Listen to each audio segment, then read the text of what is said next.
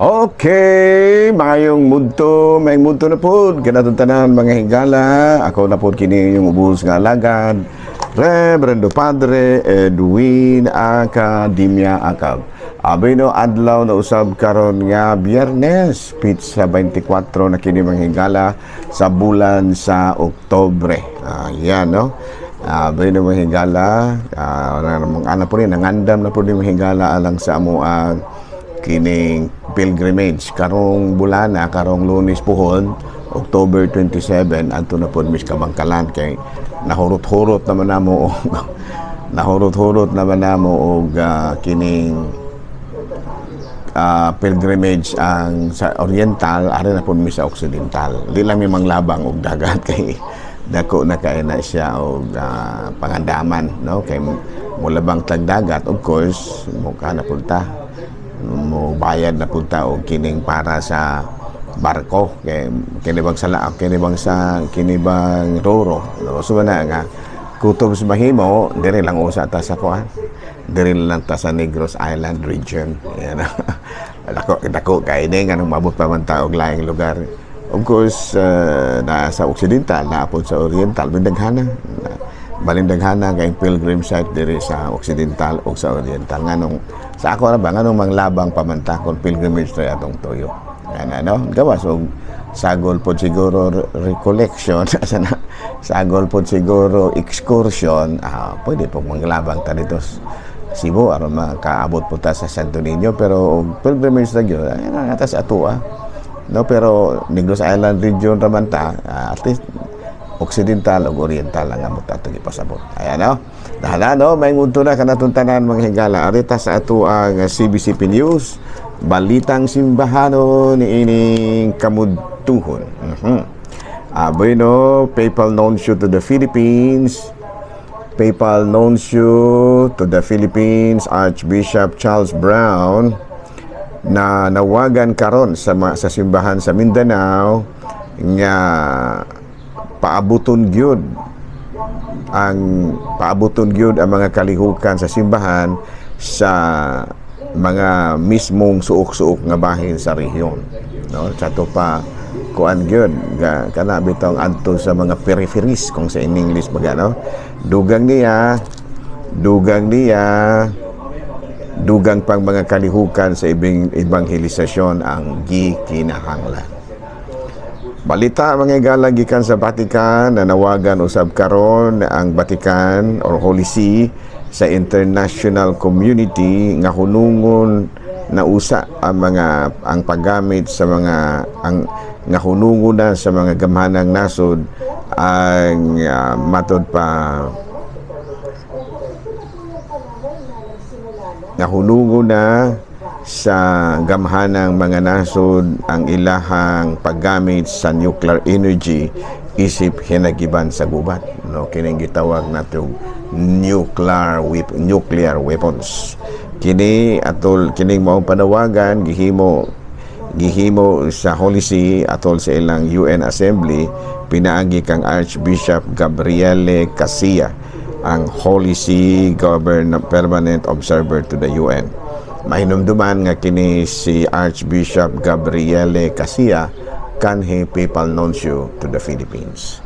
Mao kadto mga higala mga balitang simbahano ni ining kamudtuhon o padayon ta sa atoa nga mga pagpangalagan. Ari na ta mga higala sa atoa nga Saint of the Day. Boy na mga higala no. Ang atong Saint of the Day karong adlaw ang ato ang Saint of the Day karong adlaw bisag walay nangutana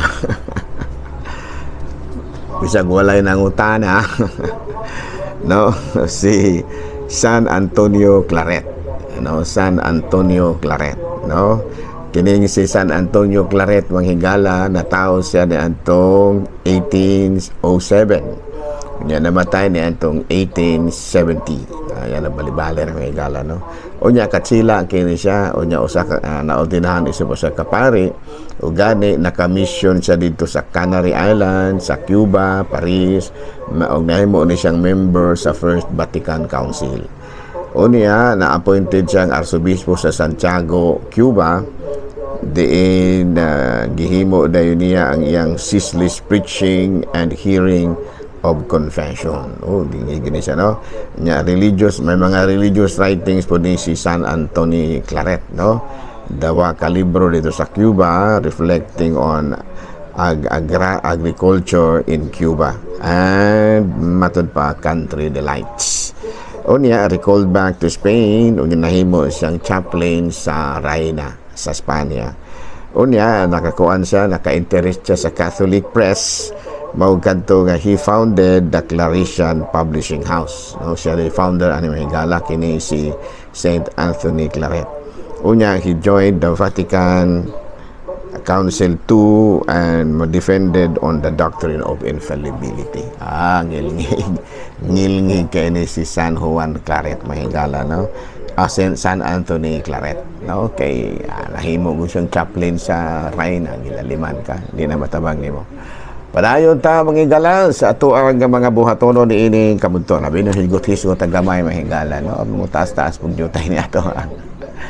Sa amo di ay nga kuan, sa amo nga meeting atong nakalabay nga kuan, nakalabay nga semana karong kada atong kuan, atong nakalabay Lunes gi kuan gud me gipaklaro gyud ni kuan ba, gipaklaro ni Monsignor Durango nga may hapang munto da Monsignor, no? Akong gawik sa igala, no? Ni Monsignor Durango nga kinahanglang mahuman gid namo before the year ends ang amuang PPOA kay para may magamit mahigala sa may maistudyuhan mga higala sa incoming kura paroko. Kay kuan man hapit naman may mga higala pamalhinon, mag-reshuffling naman may karong Abril. So ako gani nag-wind up na ko sa tanan nga mga projects aron nga ang akong ibilin nga project nahuman na, pero daghan pang himuonon, pero at least nahuman na gyud ang kana finished project ba, pero napinagang himuonon unta nya kay wala naman tay oras. So muna nga kuan muna, no, nga akong panawagan dahil sa atong mga katawhan nga tabangin ninyo ang inyong kora paghimo sa PPOA, no? Kay dili mo gana madali-dali kay mga organization daan pasabiton man mo PPOA mga programa sa parokya, no? Kining na mga different aspects, no? Kining sa WST, kining sa worship, kining sa education, kining sa services, temporalities ug sa youth, no? Maghimo pa man jud tanan, himuan man gyud tanan. So mana nga tabangin ninyo inyong kora paroko, no? Kay dili ni madali ning trabaho mahigala, no? Kuan kini siya kanang kinahanglan gyud nga tabangan gyud ni siya. Nahala, no? Padayon ta manghigala sa ato nga mga buhat sa pamurang natiad naman niya ako ang alang gamay, masing matiad matuwad hinuon dito sa no, o niya mao kadto manghigala, no? Nya ari na ta manghigala sa ato nga topic. Sa may atong topic karon, the art of living, patience and perseverance, no? Ang sa ato pa ang pamaagi, no? Ang angayng sundon kung gusto kang magkaangay nimong hinumduman diya sa imong kinabuhi. Nya nag-focus ta mahigala sa patience and perseverance, no?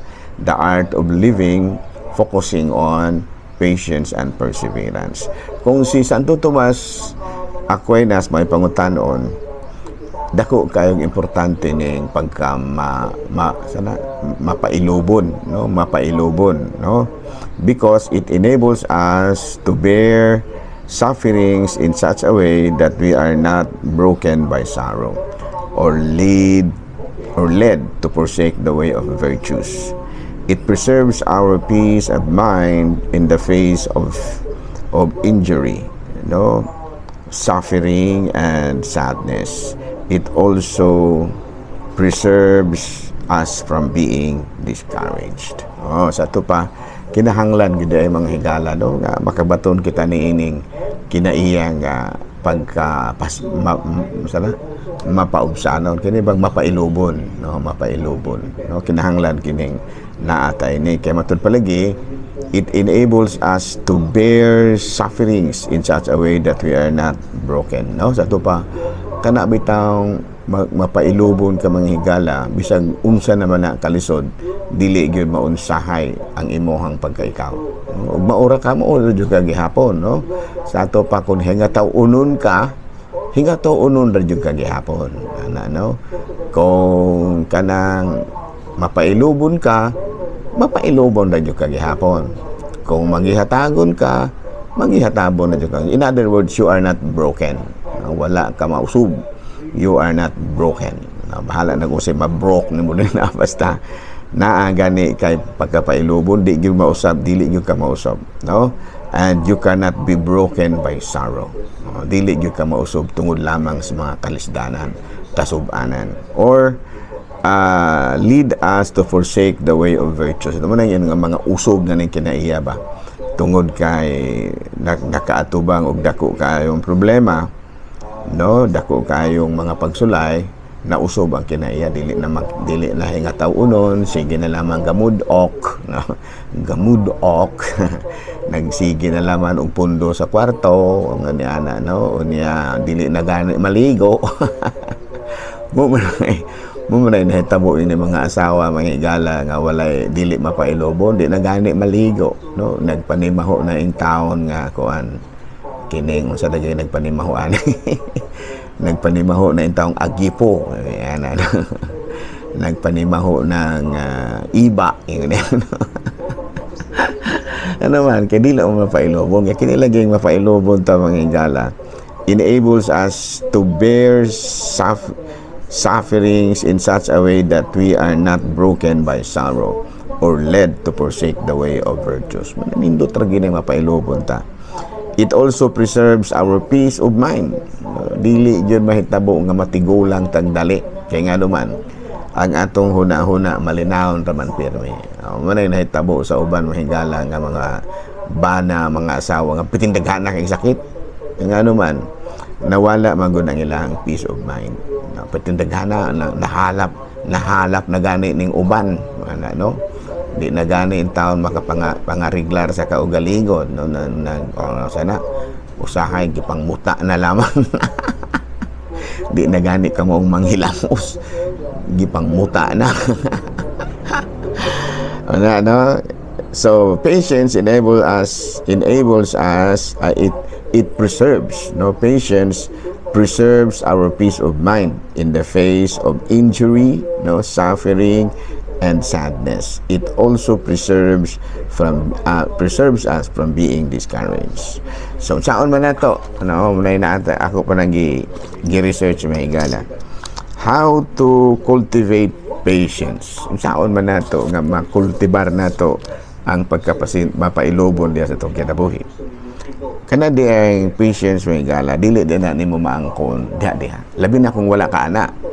Labi na wala ka na anad ba, kana sa imong kinabuhi murag singkahanay giday nang imuha. Do na may uban nga gagmay diferensya, singka gidayon. No, kaila na mahigala, gagmay kay diferensya, singkahanay gidayon. No, kung gusto ka nga mawala na sa imong kinabuhi, imo ginang i-cultivate. Unya, you start in small opportunities. Kana bang ginagmay lang usa ba? Ayaw dahil yung tirada gidayon na palitan o kanang ang kanon nimo, ang kanon medyo hilaw-hilaw ra.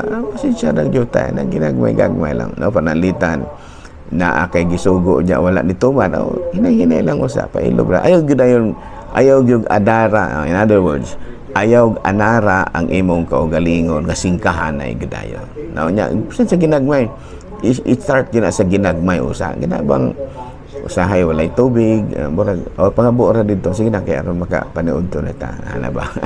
Bingon nga walay to. Ha?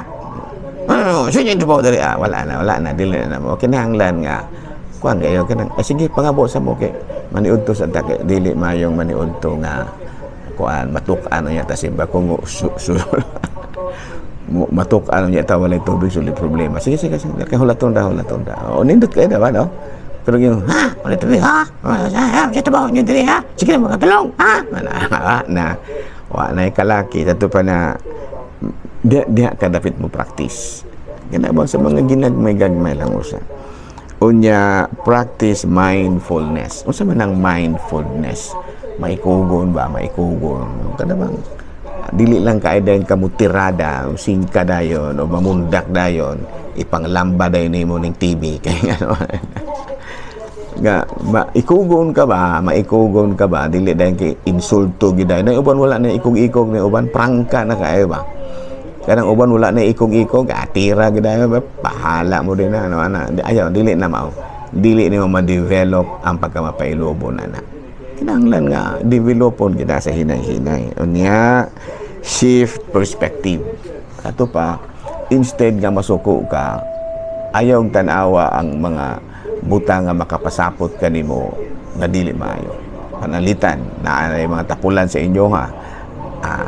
Tanawa na siya nga dili nga saputon jud kadayon. Kung dili diha nimo dapit tanawon kung yung bang analyson ba nganong nahimo man ni silang tapulan. Siguro kulang sa kaon. Siguro wala ko makapakita og mayong kanabitang mayong panig-ingnan, no? Siguro sa ako ang pagka leader dili ko mayong example nga gipakita. But something like it is a way of learning. So, sa ato pa ang learning process imo ang tanaw nimo ang mga buta nga angay na ginuunta nimong ikasingka, tanaw nimo as a learning process. Ano ba? Oh, klaro ha? And then the last is accept what's out of your control. Sa ato pa, una-una ang gini mo nga kini mga butanga di ginako nimo. But pa rin ba na bang mga amahan, mga bana bitaw nga mulakaw na lang. Kay dili sa gustong makapasakit siya ng asawa. Sa ato pa imong gi-accept nga kung dili ka mulakaw basig mahinay ka no yan na hinuon nimo din ha. Ano? Dako na hinuon kay ang kadaot kung dili ka mo accept what's out of your control. Klaro? So ay apo pa no mo na ginaingon sa mga tigulang ba nga kung ang imuhang asawa kalayo ikaw magpakatubig ka. Ayan, no?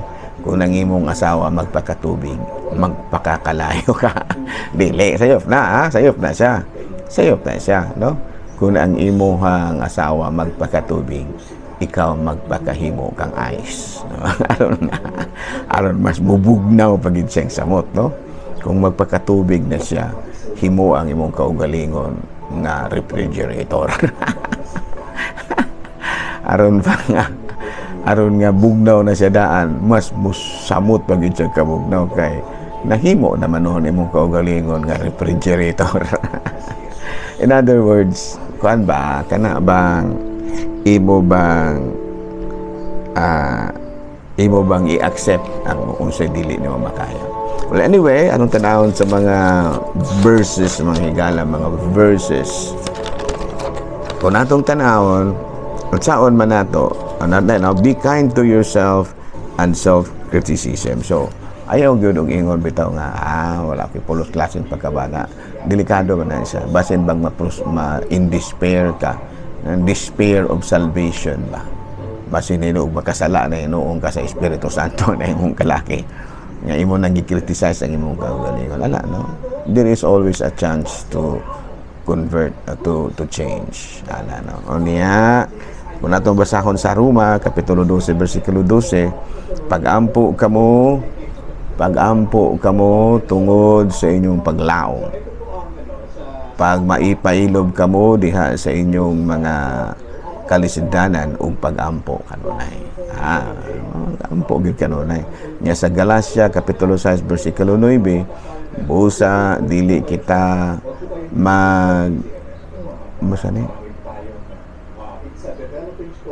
magtinapulan, no? Dili kita magtinapulan sa pagbuhat ug maayo kay kung magbadasigon kita moabot ang panahon nga makaani gyud kita sa bunga niini. Ano? O niya, no nay lain nga maumao mga higala sa kuan sa pagkamapailubon kining perseverance, no? What is perseverance? It is the courage to help stay on track when things don't go as we have hoped. Sa ato pa kining perseverance may gala mo kini ang kaisog ug paningkamot nga dili gyud ta mawala sa eksaktong dalan kung pananglitan dunay problema. Dili ba ka ma-discourage dan ba? This enables us to kining persist firmly against difficulties. It also enables us to continue striving for the good, and no matter how difficult it might be to obtain it. Sa ito pa kinidain perseverance mahigala kana bang bisag lisod na kaayo mo padayong juga nya magigikan gina sa pailog. Lisod na kaayo pero mo pailog kan para man kamot targid ka gihapon mo na siya gitawag nato pagkamapailubon ug pagkamakanunayon, perseverance. Ana no? O niya sa verse sa Santiago kapitulo 1 sa 12, bulahan ang tao nga mubarug taliwala sa mga pagtintal kaysa iyang pagdaog makadawat siya sa kinabuhi nga ganti nga gisaan sa kinabuhi ang ganti gisaan sa Dios alang niadtong mga nahigugma kaniya. Ayan no. So na padayon ra gyud ta, bahala na ako. Daghan makay ko problema baya po sa parokya, personal ana no, pero padayon na gyud tamo na gitawag na the art of living, patience and perseverance. The focusing on patience and perseverance. Okay? The art of living, focusing on patience and perseverance. Okay na? Dinhi na lang usa ta kutob. Ako lang gihapon kini yung ubos nga alagad Reverendo Padre Edwin Academia Acab, manamilit na usab kaninyo ug manalangin kanato ang Dios makagahong tanan. Amahan, Anak, Espiritu Santo. Amen. Good noon, Pilipinas.